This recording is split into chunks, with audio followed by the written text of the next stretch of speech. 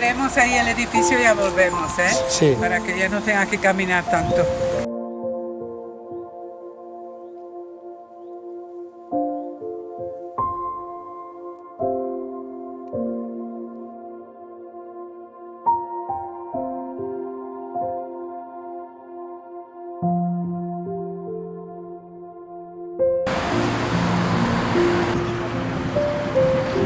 Nunca tuvimos casa propia, No, porque era todo que yo desprendido, sepa, ¿no? ni siquiera en México. En México también el apartamento donde vivíamos era de alquiler. Sí. En Francia vivíamos cerca de París en una casa con jardín cerca del río Marne que pertenecía al Partido Comunista Francés, que lo cedió al Partido Comunista Español para que pudiera vivir mi padre con su familia. Y tenía ahí un chofer que era al mismo tiempo su escolta, con su familia. Y luego cuando tuvimos que salir de allí, pues venimos aquí. Mi padre, poco después de llegar, le dieron el apartamento en este edificio y cuando llegamos nosotros ya tenía el apartamento a disposición suya, con todo.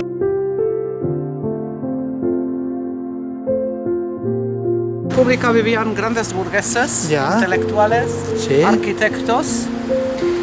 El piso que nosotros teníamos pertenecía al arquitecto que diseñó este edificio.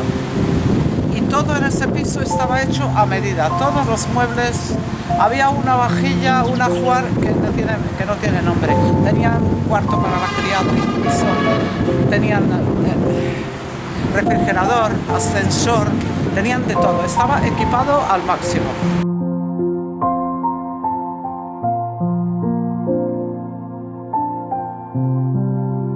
O sea que desde aquí teníamos un panorama bastante agradable y muy céntrico. Como ves, más céntrico no podía ser.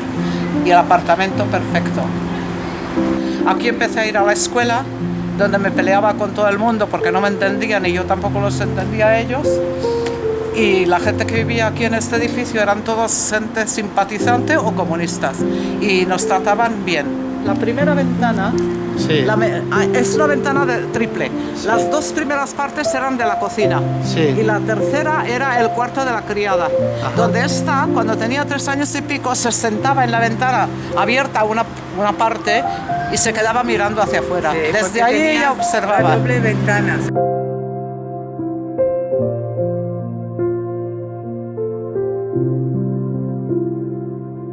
Y también, ¿sabes de lo que me acuerdo? De cuando mamá iba a tener a Lola, que vino Concha a cuidarme y que me hacía siempre cajeta. Y que me sentaba ahí en la ventana comiendo No, cajeta. éramos una familia donde había muchos niños pequeños, había racionamiento aquí.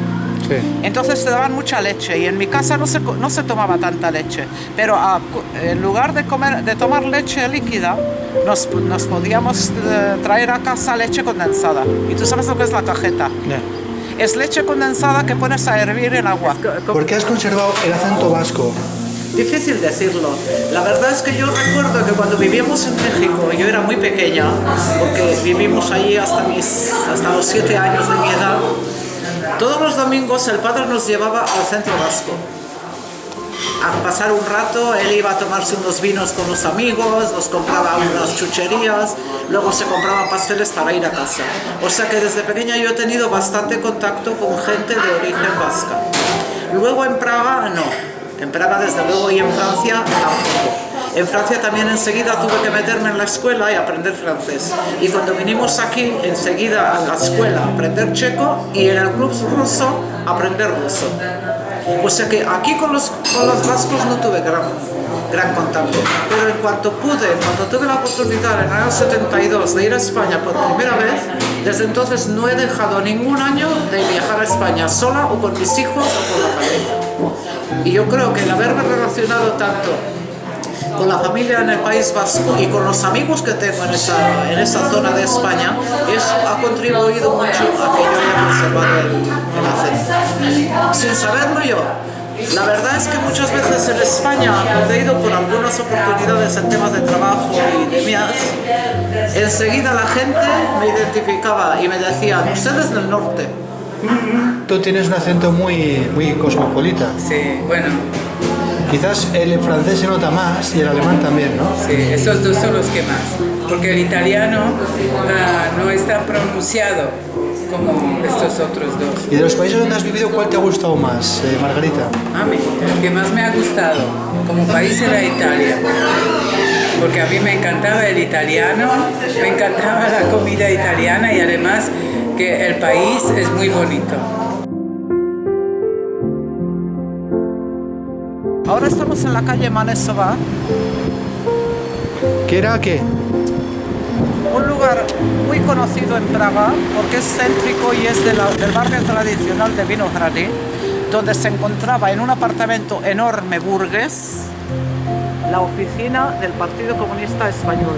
Aquí vivía el responsable de la oficina, que se llamaba Rancaño, con su familia, y había dos salas enormes donde se reunían los dirigentes españoles que estaban en Praga.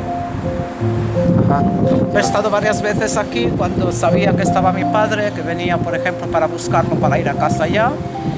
Y recuerdo bien que el lugar era muy bueno, la casa muy bien mantenida y la familia Rancaño vivían en la mitad del apartamento. De niña, yo no sé qué edad tenía, hace 6 o 7 años, nos hicieron hacer una obra de teatro.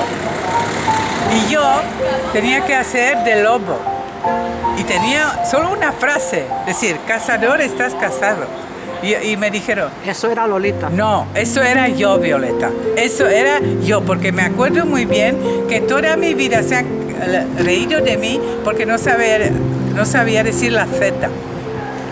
Que le dijese, es que el cazador puede ser que está casado, pero no está casado. Siempre se reían de mí por eso. O sea, que era Margarita, no Lolita, quien decía esa frase, el cazador, estás cazado. Sí, sí. Da lo mismo. Vivía aquí a Pañi, pero ahora ya muerto. Ya muerto, sí. La cole. Y todavía existe. La habitación de los niños. Luego estaba el salón comedor y donde está el balcón era el dormitorio de los padres. O sea que había 3 piezas más la cocina. Y la cocina tenía esa ventana primera que vemos aquí. Y lo que ahora es ventana también, antes era un pequeño balconcito, un trastero. Y pegados a esos teníamos conjuntos los balcones, estaba la familia Moix. Yo con la hija y con el hijo, que éramos muy amigos, nos hablábamos entre un balcón y otro.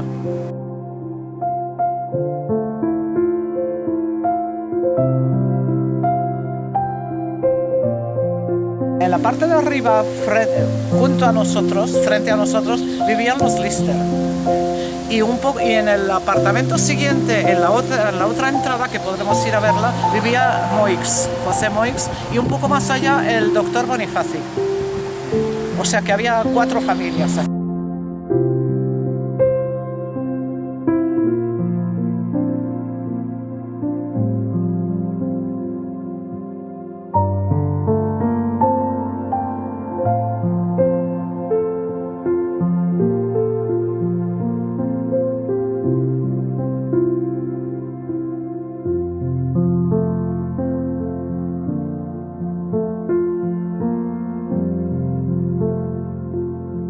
Y mi madre, pensando que estaría más acompañada con españoles, por eso abandonó el apartamento de Klimenska, que era un lujo verdadero, y vino aquí. Y luego, cuando surgieron los problemas de mi padre, pues estos españoles, estas 3 familias, le hicieron a mi madre la vida imposible. O sea, como se dice en español, le salió el tiro por la culata.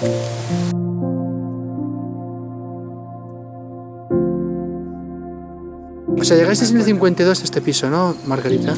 Creo, por ahí. Y yo me fui de aquí con mi madre y con mi hermana en el 63. Me marché de aquí. ¿Y por qué fuiste de esta casa? Porque dijeron que era demasiado grande para nosotras. Y solo tenía 2 dormitorios, no era tan grande, pero